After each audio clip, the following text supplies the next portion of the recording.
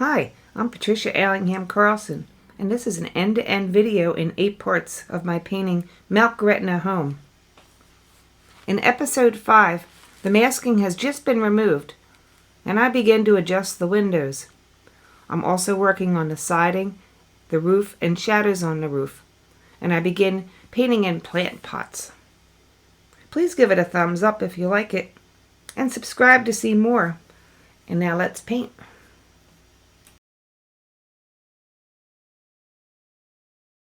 Back to the painting, and the masking has been removed. You could see quite a difference in the appearance. I'm glad I left all those whites, but now there's a lot of adjusting to be done. My first focus is on tightening up the building and putting in the right shadows. All of the windows are unformed, and I want to get some good strong shadow lines and roofing rafter lines along the edges of the roof.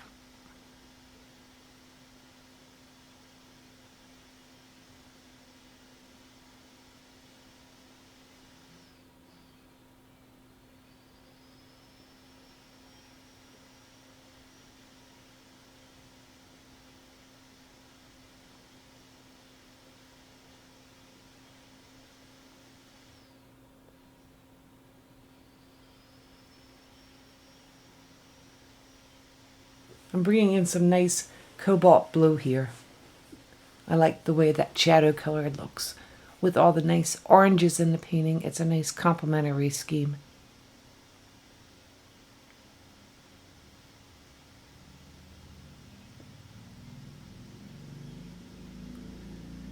And at this point I realize that my window angle is a little bit off, so I'm going to correct it with a darker color.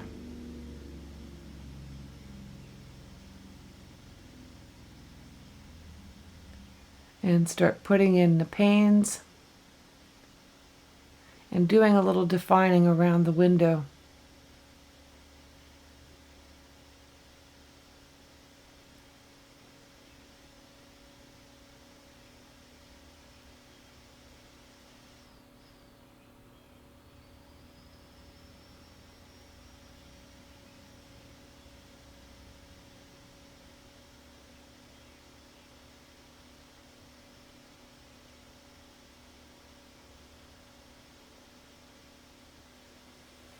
Again, I tilt the whole paper so that I can get the nice straight edges that I'm looking for. And that works with my left-handedness. I'm trying to keep the perspective lines on the window panes, because perspective changes as you go from high to low, and the vanishing points go off to the horizon line.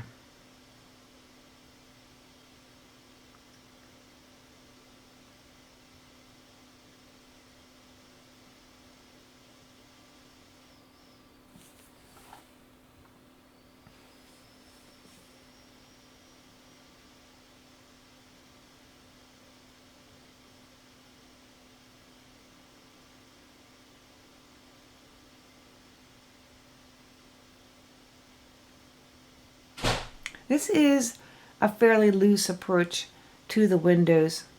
I did not want to make them very, very tight and carefully defined. I wanted to keep the painting more expressive and impressionistic than photorealism, which I don't seem to have the patience for often. In this case, I was looking for my impression of this beautiful home on a beautiful day. I began painting the lower level window or door with the door ajar and at a different angle. And I will later decide I don't like that angle, and I will change it to be all on one level.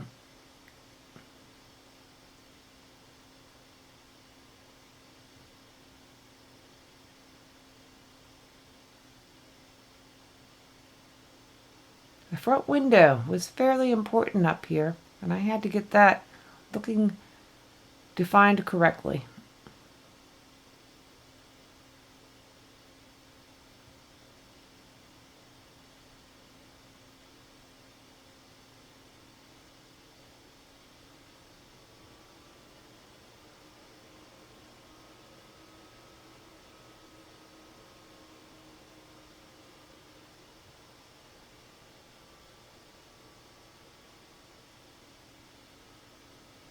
Every painting has a fun part and a really hard part and a lot of stuff in between. I guess for me these windows are an in-between thing. They aren't super fun because you have to keep your dimensionality and your perspective in mind.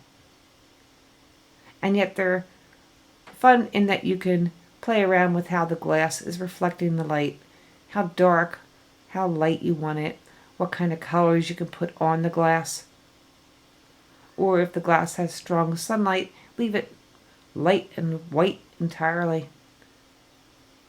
It all depends on what is reflecting off of the glass. At this point I noticed there was some additional gingerbread on the home right above the windows. So I started to mark that in and then detailing the siding that was on the house.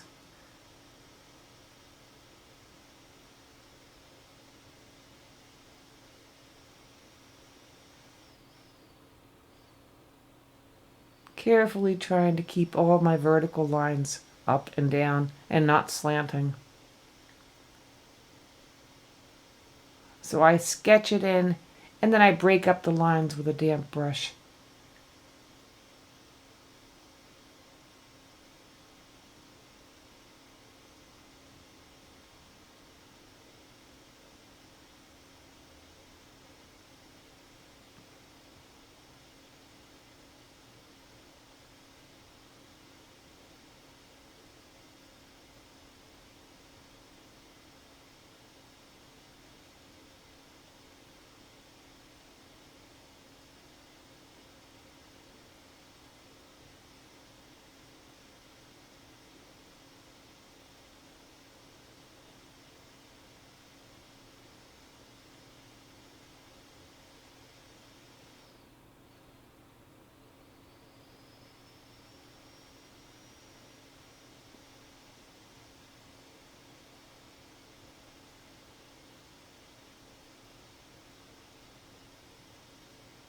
I like the additional structure that putting in the siding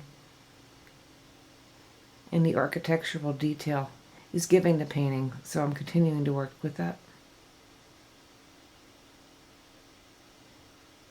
This is the shaded side of the house, so I'll be doing more shading still.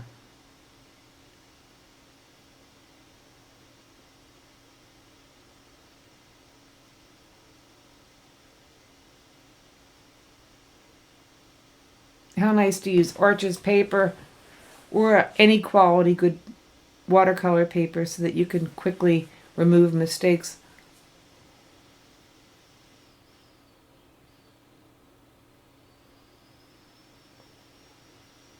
When I do experimental pieces though, I generally do not work on the most expensive paper because I want to feel free to try new things.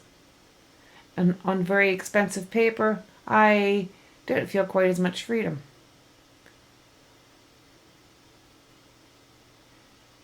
This painting was not all experimental for me because I knew how to use the spray bottle and what effects I'd gotten in the past from it.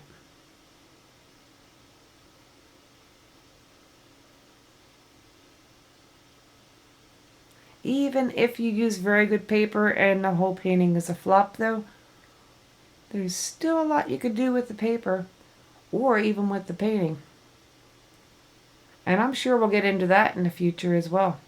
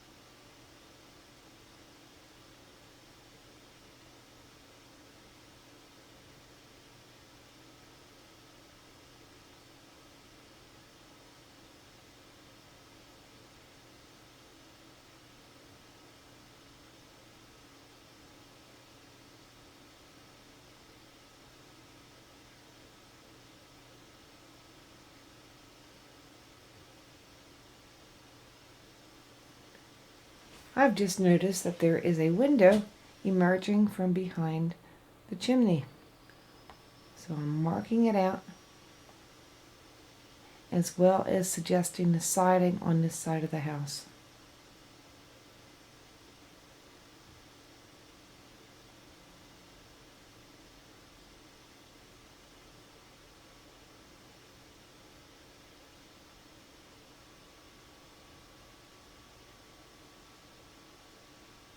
Now this is the bright side where a lot of sunlight's hitting. So I want to keep it fairly light.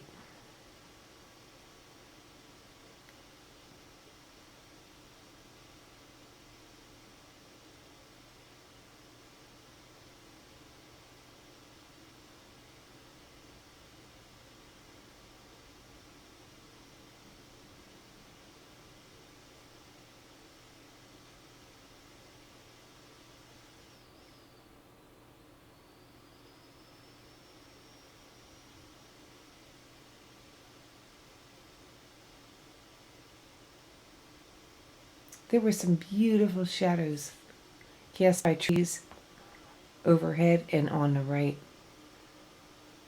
on that white side of the house. And they were very important negative shapes on that, all that white, bright siding. So I'm starting in with cobalt blue mixed with a little bit of ultramarine blue.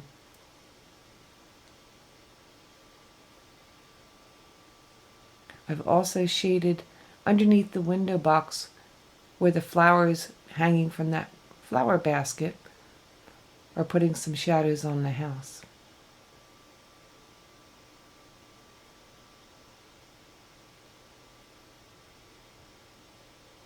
And the roof. An awful lot of paint came off with my masking. So I'm starting back in to add some pigment. And yet with the masking, I was left with some nice little textural details, which could denote the shingles. A roof is not smooth, and I did not want to show smooth surfaces. I wanted to show the choppy shingles and the textures of the roof.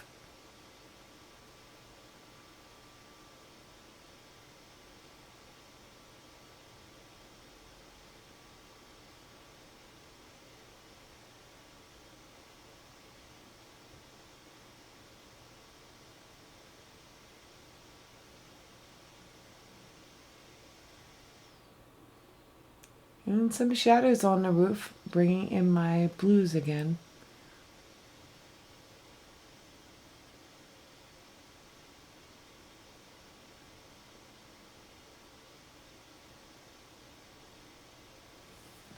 Because mostly I would much rather shadow and shade with a color as opposed to gray.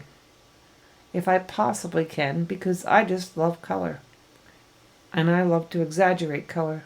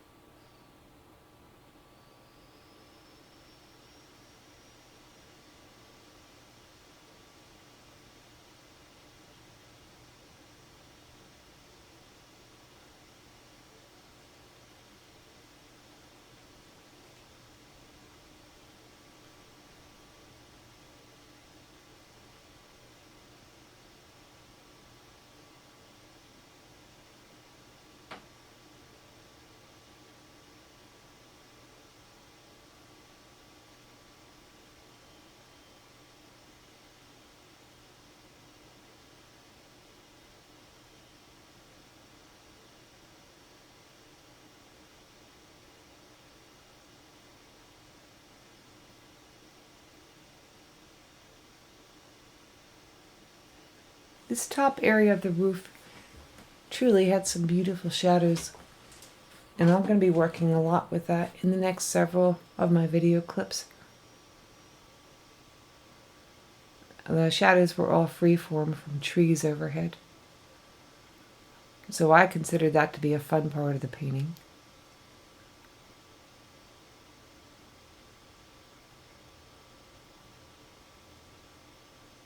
But where the masking was left was where some bright lights were, as well as shadows.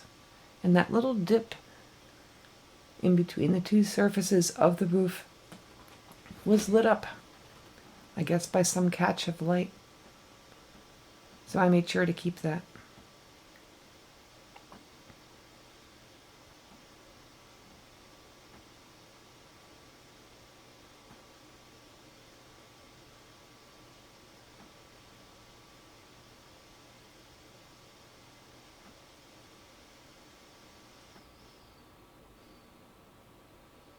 Some shadows on the roof. I'm using a purple-blue mix. I'm trying to make the shadow light and airy.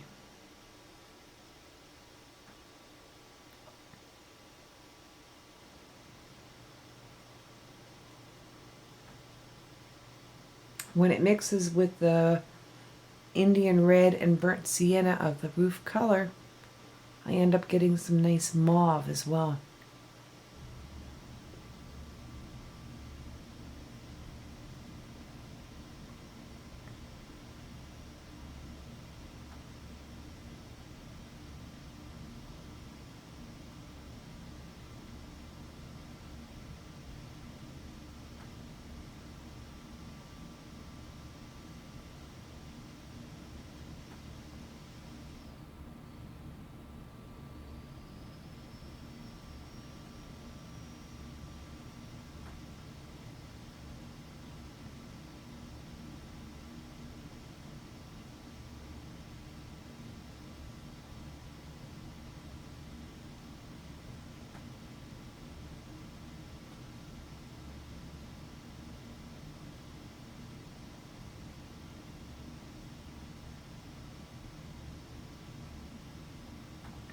I think it's important to paint in the direction of the perspective wherever you're painting.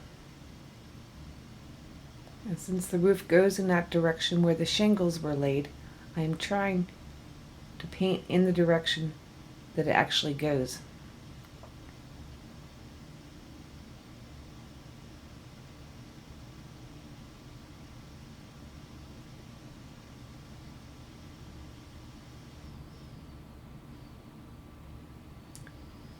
Now we're dry again, and I'm coming back to some areas on the right, the window boxes.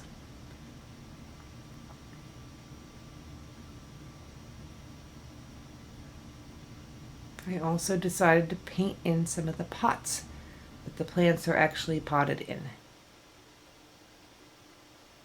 That would add a little structure to all the wild plant blur.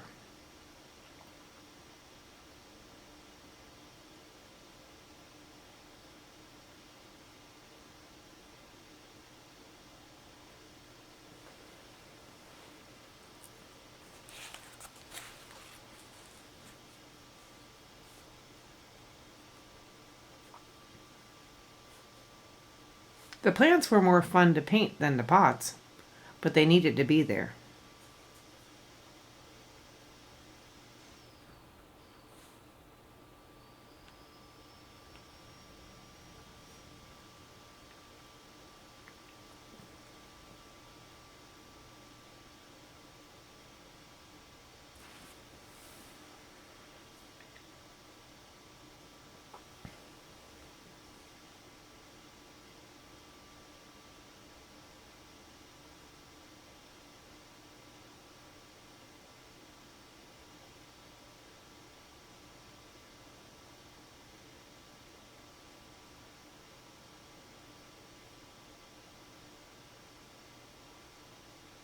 Back to the ivy.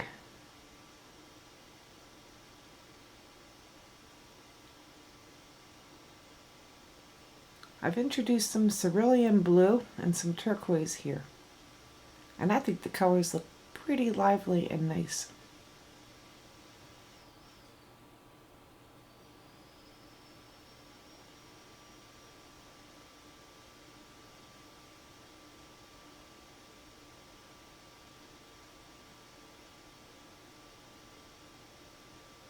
Where the masking was removed and where too much of it was placed, I have large areas of pure white that need to be painted. And yet the very fact that they are white and pure white allows me to apply some lovely colors to them without any undercolors influencing the value of the shade. And that's another wonder of masking. As inconvenient as it may be to use, it does allow for pure colors to go on.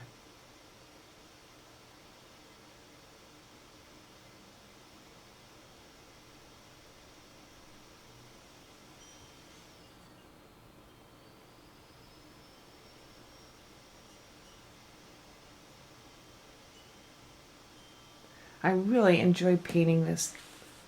Each day that I came back to it, and each hour after taking a break and returning, I was excited to continue. People ask me how long my paintings take, and they take hours. Some paintings actually go together far quicker, but something as detailed as this with so many different components and so many different sections can take, several weeks or more of work. And yet with each thing that you accomplish and each further step you take, if you're satisfied and happy with the painting, how much fun to work on it.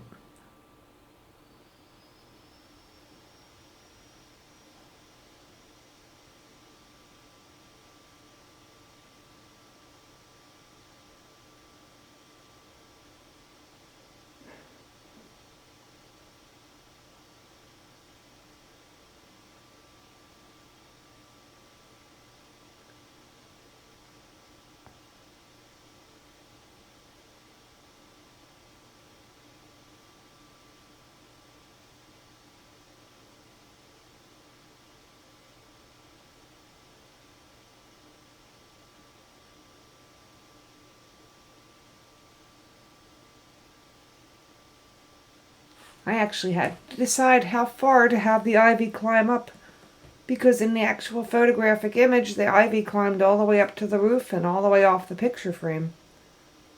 So I took it as far as I thought it would look good, because you have the right to decide where you want to put things and where you don't. Your photographic source is only the starting point and the jump off point. You can change the colors, the time of the day, or just about anything you want. And I do that all the time.